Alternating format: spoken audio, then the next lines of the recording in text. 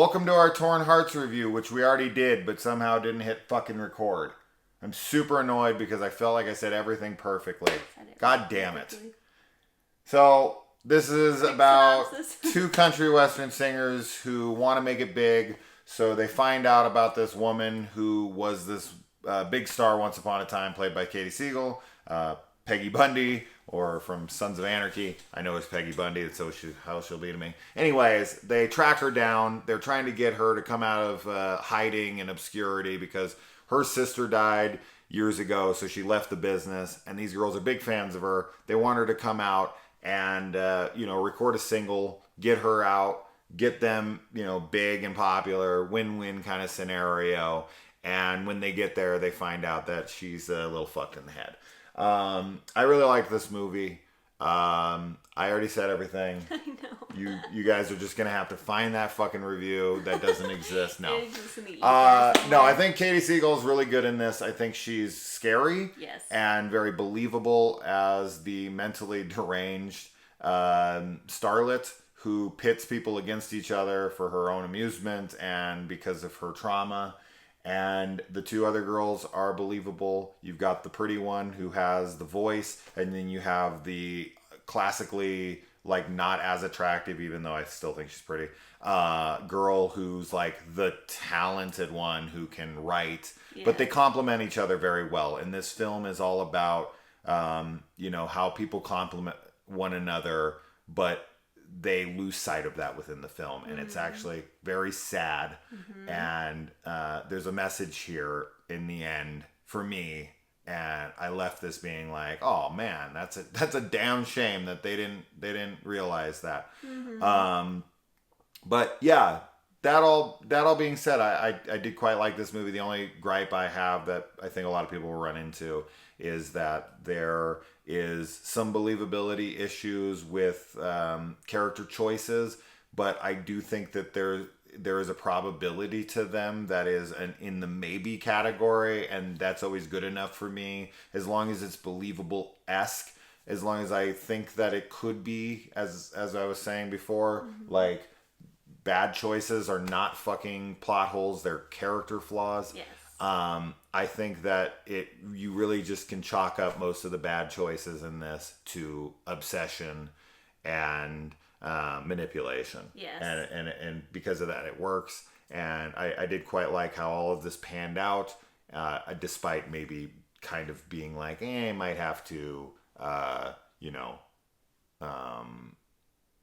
accept what choices they're making in these moments. Yes. Yeah. But besides that, I dug it, and I think it's the well-made Blumhouse movie. We watched 3 Blumhouse movies this week out of the 6, and we didn't like 2 of them. This is the only one that we like. So yeah, I really liked it too, and you said everything perfectly again a second time. I agree completely. Should I check if it's fucking recording? And I also think that the film, takes a cool perspective about fame, and what it will do to somebody and what somebody will do to gain that. Yeah. Which is very sad to see. Anytime, there's characters that are close friends or related, and, seeing people turn against each other just to get famous is a huge bummer. But I like the music in the film. I think that it sounds really great, even though neither of us are country music fans at all. The music is really good. Yeah. And and very believable. Very believable. It's not like, I don't know. It sounds like every other country western song. Sounds like a lot of country. But it's actually likable because it's more done a cappella. Yes. Right? Definitely prefer that. Yeah. For sure. Mm-hmm. I really liked it. I can understand the character decisions might irritate people a bit, but it's much more of a thriller than a horror. Yeah, it definitely is more of a thriller, but it's got a cool setting. Set in Nashville, in this creepy house. Yeah, I like the house. The house is really cool I like looking. the house a lot. I thought that the production design, the interiors and all that were really cool. It feels like some washed up starlet's house. Yes. That, she's some alcoholic who hasn't had anyone over in a while. And, as I said, Katie's just excellent in this. And she really does a good job. But so does the other two girls, Joshua Leonard from Blair Witch. pops up and he's good. I don't know if I said that already in this review or the last one. If I said it twice, sorry.